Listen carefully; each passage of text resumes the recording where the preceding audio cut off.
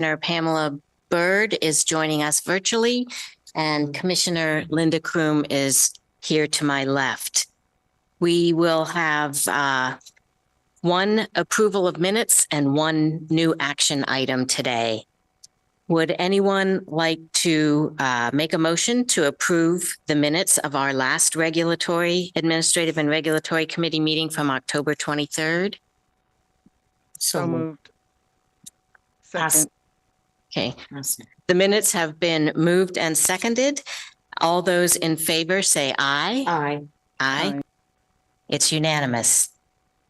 Okay, today's action item is something we take up each year at this time, and it has to do with authorization for voucher payment standards based on HUD's small area fair market rents. As some of you may remember from last year, HUD requires our metropolitan area housing agencies to set the fair market rent based on zip code level data. And they have provided us their market data for the zip codes in our housing agencies area. And I would like to turn this item over to our President, Chelsea Andrews, to introduce what we will be discussing today. Thank you, Madam Committee Chair, committee members, members of the public, and the HOC team. This matter is one in which every year when we have an opportunity, we have the ability to think about those that are receiving vouchers but are rent burdened. We have an opportunity to think about areas within our county that we're currently not able to provide subsidy, and do a full analysis to determine if we should make a recommendation to the committee and ultimately to the board as it pertains to those payment standards. You will see that, of course, rent burden continues to be an issue for our residents and our voucher holders, as well as the cost of rent continues to move in an upward trajectory. And so trying to keep in pace, but also balance our need to have ample reserves is how we approach this work. I am going to turn it over to our Vice President of Housing Resources, Lynn Hayes, and her team to provide further information. Thank you, President Andrews. Good afternoon, everyone. As mentioned, we are here today to request approval to determine our voucher payment standards for FY 2024. Annually, the Department of Housing and Urban Development publishes the fair market rents for use in determining the voucher payment standards for the Housing Choice Voucher Program. The fair market rents represent the cost to rent a unit in the local housing market, including the cost of the utilities. The voucher payment standards represent the maximum amount of subsidy that HOC may pay a private landlord on behalf of a Housing Choice Voucher customer. As mentioned, HUD required the use of small area fair market rents in 24 metropolitan areas effective January 1st, 2018, and HOC is one of the jurisdictions affected by that regulation. The voucher payment standards may range from 90 to 110% of the published fair market rents and are established by the local housing authority. HUD published PIH Notice 2023-29 on October 12, 2023, allowing housing authorities to establish payment standards up to 120% of the published fair market rents. Any payment standard in excess of 110% requires HUD approval.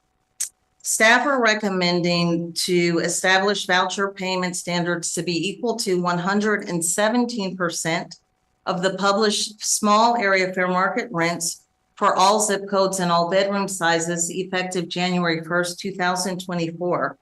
The recommended voucher payment standards will reduce the rent burden for 23% of our affected rent burden families. It will allow the families greater access to high opportunity areas within the county while increasing the program utilization rate and maintaining a reserve balance of 4.3% of our annual budget authority, which is within the HUD recommended reserve balance of 4 to 6%. Next slide, please.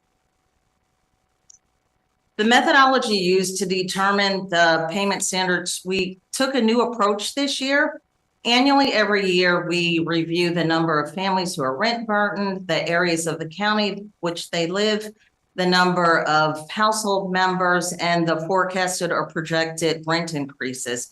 And we enter that data into Excel format, and it is a huge amount of data to review.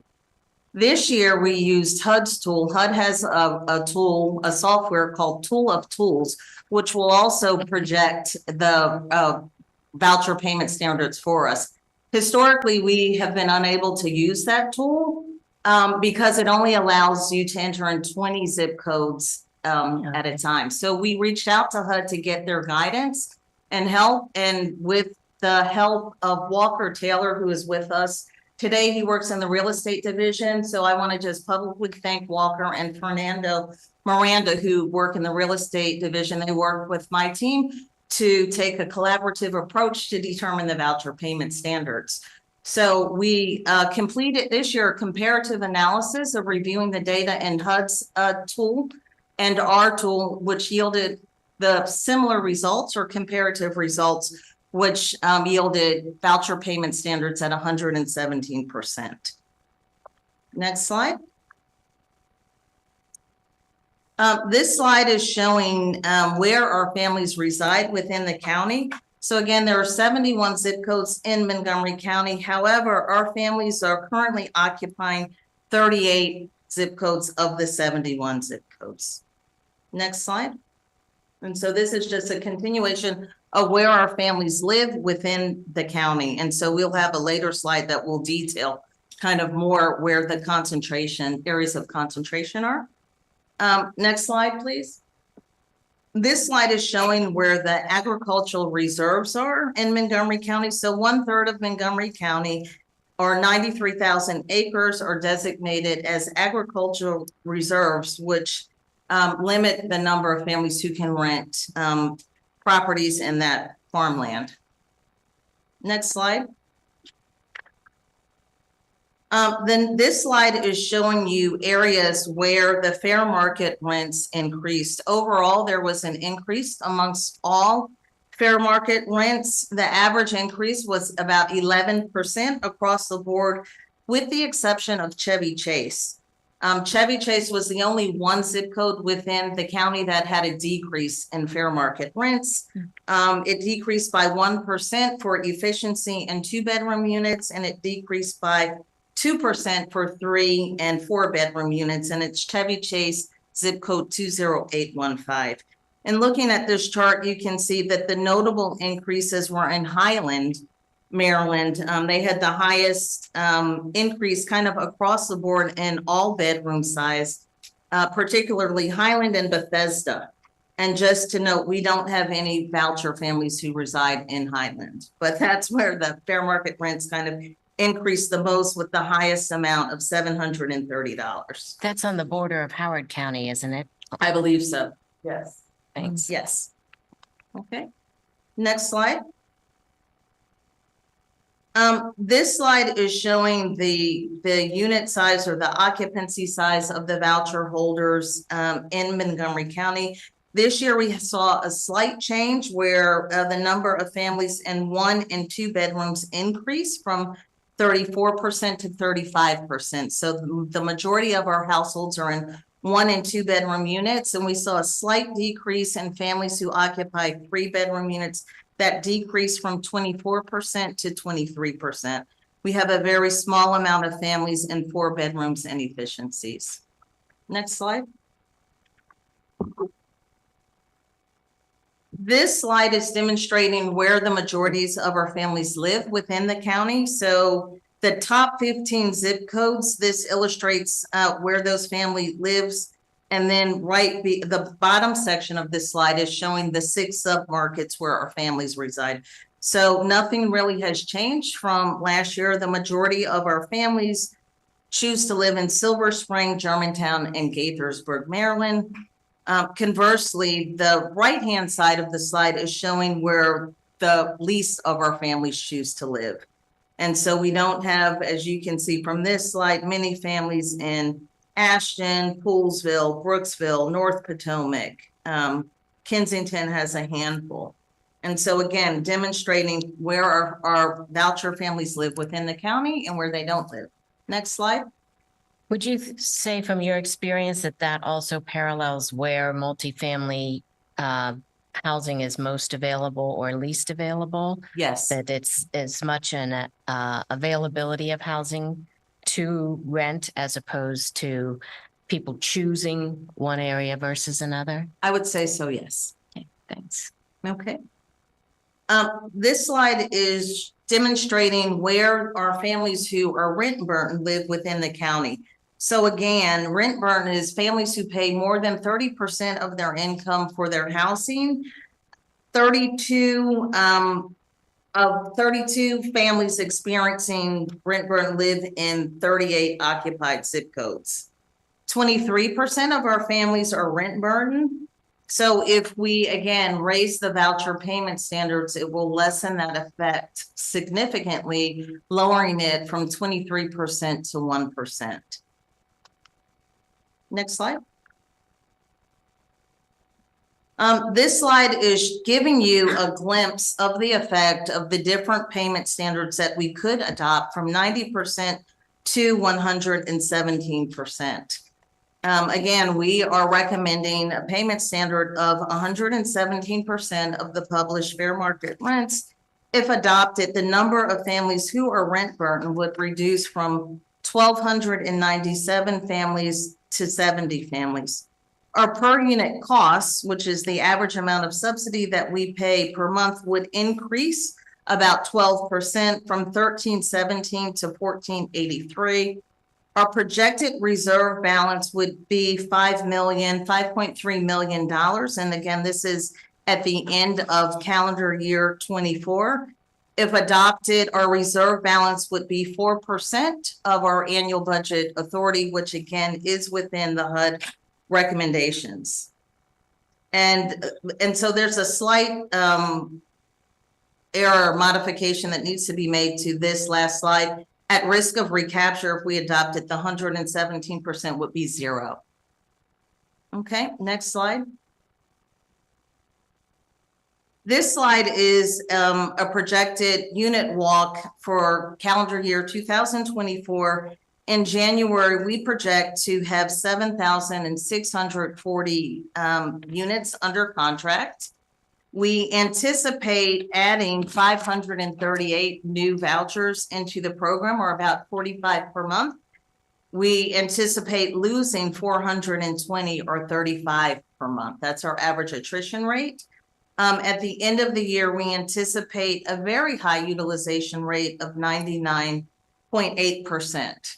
Our current utilization as of today is 97.9%. So we would continue to grow the program. We have a leasing plan in place that we follow every month to add new families to our household to offset the attrition that we lose every month. The financial impact, we project our funding level to be $126 million. So we're funded typically based on our expenses, what we spend every year, and then HUD gives us typically a proration factor added on to that. So we estimate that we'll receive about $126 million. Our current reserve balance is $9.7 million. If adopted, the 117%, our reserve balance would drop to just a little over $5 million, and our expenses would increase significantly.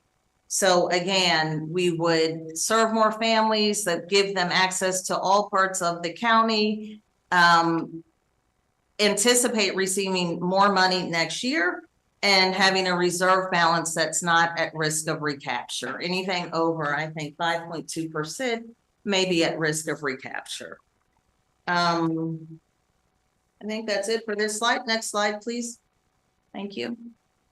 So again, we are asking the Administrative and Regulatory Committee to endorse our recommendation to the Commission to establish a voucher payment standard for all of our housing choice voucher families at 117% of the published fair market rents. And we will take any questions that you have at this time. Do my fellow commissioners have any questions? for Lynn. She didn't look out.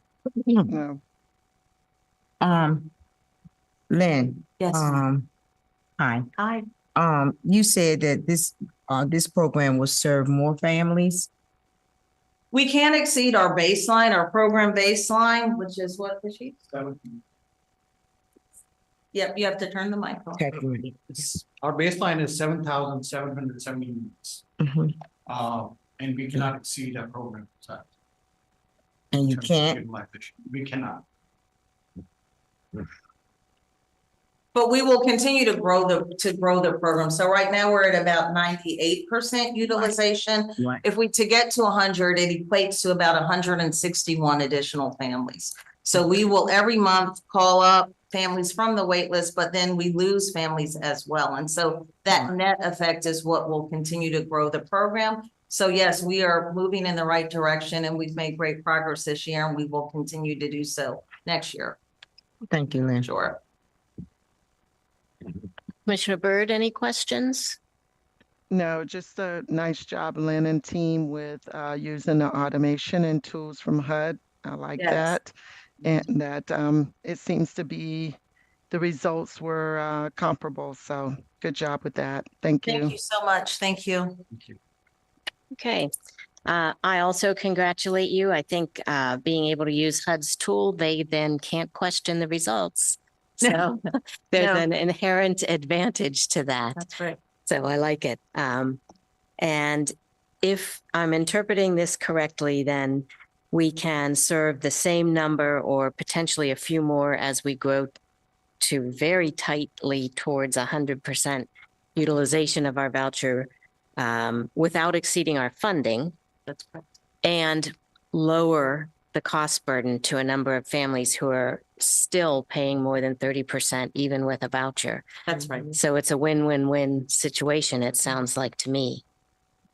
Yeah, I think that's great. There's no point in us putting our own voucher holders into debt by not taking advantage of the ability to request this increase to 117%. My only question, I think, is do you think we would get the approval from HUD in time to implement it in January as you're hoping?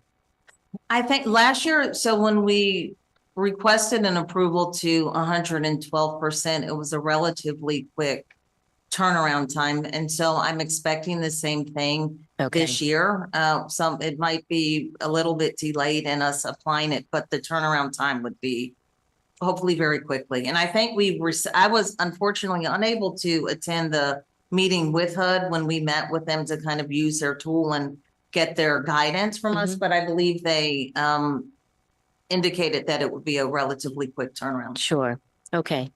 Another advantage of using their tool, they will know that the numbers are valid and don't have to verify them. That's right. That's great. Well, I think this sounds like a great plan, a way to make it so that we have more of our voucher holders in steady financial shape and continuing to be able to be housed. With that, would anyone like to offer a motion that we recommend to the full commission that we increase our fair market rent to 117%? Yes. And request Mhm. HUD's approval to implement that in January. So moved. Second. Okay, the item has been moved and seconded. All those in favor, say aye. Aye. Bye. Aye. It passes unanimously. Thank you. Thank you. Thank you. Thank you, Commissioner. Thank you, team. With that, we have no other items and the meeting will be adjourned. Everyone have a great Thanksgiving. Be safe if you're traveling, please, and have a great meal. Thank you. Thank you. Sure.